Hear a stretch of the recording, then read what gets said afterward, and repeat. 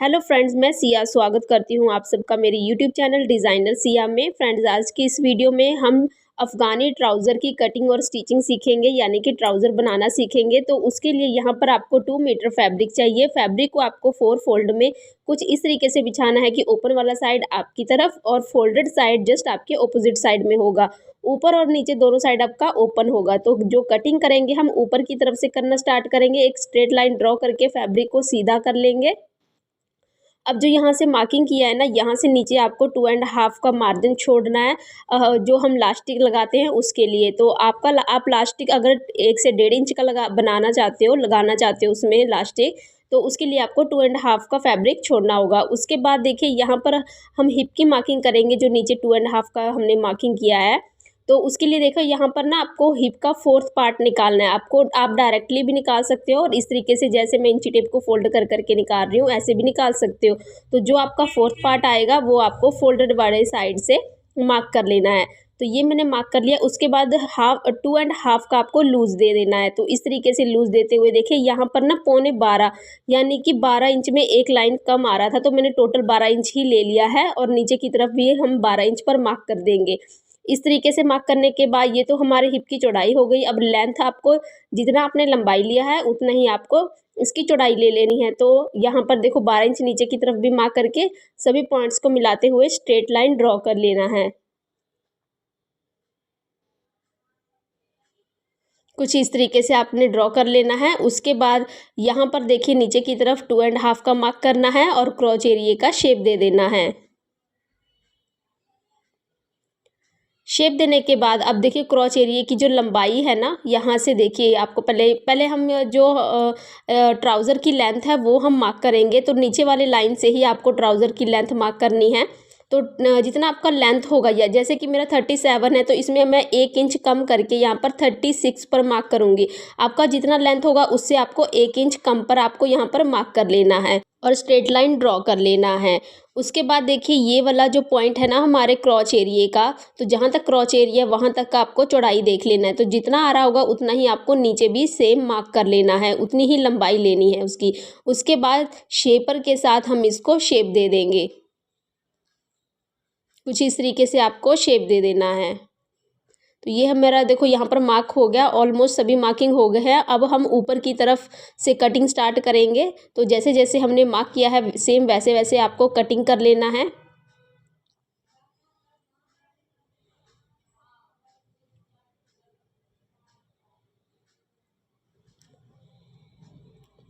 तो अब हम यहाँ पर ऊपर की तरफ देखिए फ्रेंड्स, जो हमारे ट्राउज़र का फ्रंट पार्ट होता है ना वो 1.5 इंच नीचे की तरफ झुका हुआ होता है, डाउन देते हैं हम सिर्फ फ्रंट पार्ट को, बैक पार्ट को नहीं।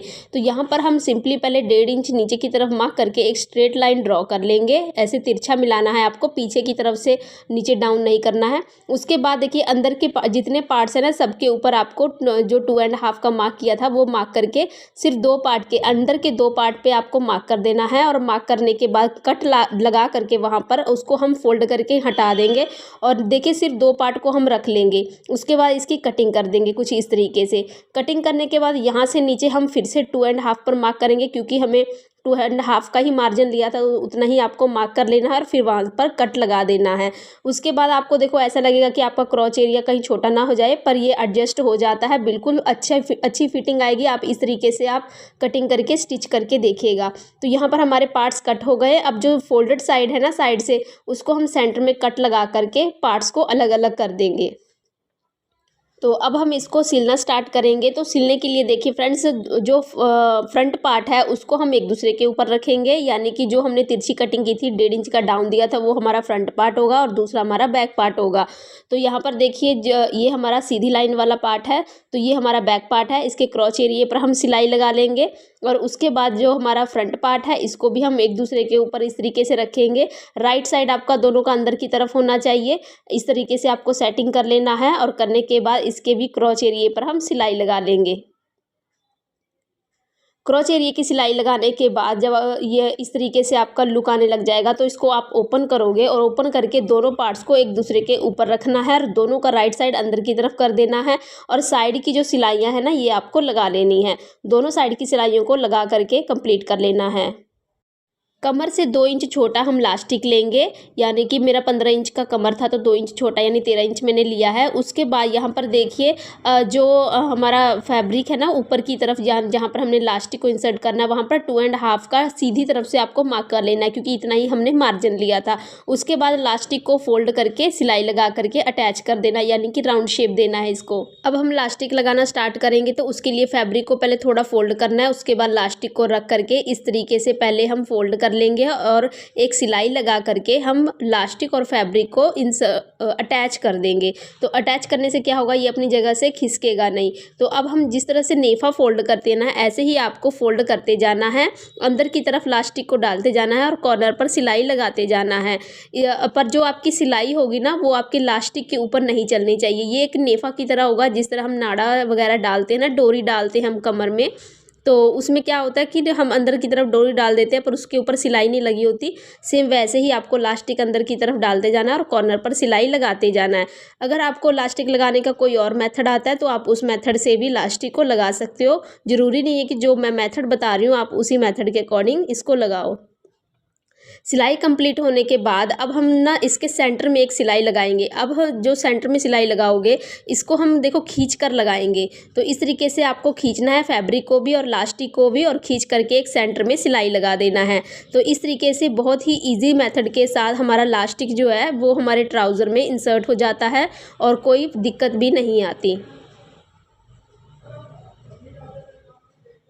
तो यहाँ लास्टिक मेरा लग गया है फ्रेंड्स। अब हम इसका बॉटम पार्ट रेडी करेंगे। तो बॉटम पार्ट रेडी करने के लिए सबसे पहले हम सबसे बड़ी वाली जो सिलाई होती है, रफ सिलाई जिसको बोलते हैं, वो एक सीधी सिलाई आपको लगा लेना है। उसके बाद देखो थ्रेड को ना, एक थ्रेड को इस तरीके से पकड़ के खींचोगे ना तो आपका ना नीचे की तरफ गैदर्स बन जाएंगे। दोनों तरफ से आपको थ्रेड को पकड़ना है और हल्के हाथों से फैब्रिक को खींचते हुए यहाँ पर गैदर्स बना लेने हैं। तो कुछ इस तरीके से आपका गैदर रेडी हो जाएगा। उसके बाद यहाँ पर देखिए मैंने एक पट्टी रेडी की है, जो मैंने 16 इंच लिया है। 12 इंच मोरी रेडी करनी है तो 16 इंच की पट्टी ली है। उसके ऊपर मैंने 1.5 इंच चौड़ी पेस्टिंग पेपर अटैच किया है और उसके बाद ये हाफ इंच देखिए मैंने दोनों साइड से एक्स्ट्रा लिया है। जो एक साइड का हाफ इंच का फैब्रिक है उसको मैंने आयरन से ही फोल्ड कर दिया है, दूसरे तरफ का जो हाफ इंच है वो मैंने छोड़ दिया है। जो छोड़ा हुआ फैब्रिक है ना वो हम अटैच करने में यूज़ करेंगे। तो देखो जो नीचे जहाँ पर हमने गैदर डाला था ना उसका हम रॉन्ग साइड ऊपर की तरफ रखेंगे और यहाँ पर कुछ इस तरीके से जो हमारा पेस्टिंग पेपर है इस तरीके से ओपन करके रखना है और जितना फैब्रिक हमारा एक्स्ट्रा था ना फोल्ड करने के बाद उतना ही आपको सिलाई में देना है। दे करके कुछ इस तरीके से आपको नीचे की पट्टी आपको अटैच कर लेना है।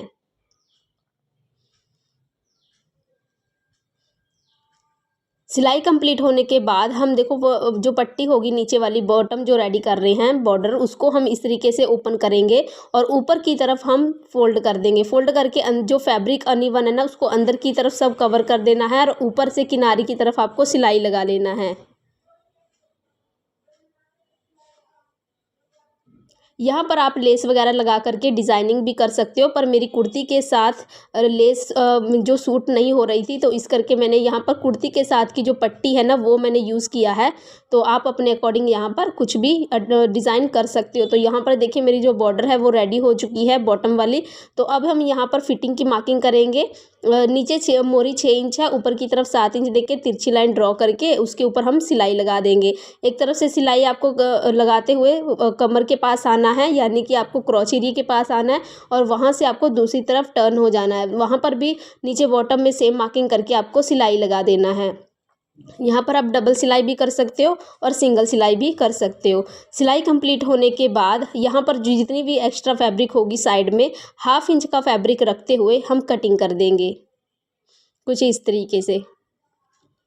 कटिंग करने के बाद देखिए फ्रेंड्स अब ना यहाँ पर हमें क्या होता है कि कई बार ना हमें ना पता नहीं चलता कि कौन सा साइड हमारा फ्रंट पार्ट है और कौन सा बैक पार्ट। तो यहाँ पर ना हम एक मार्किंग लगा देंगे।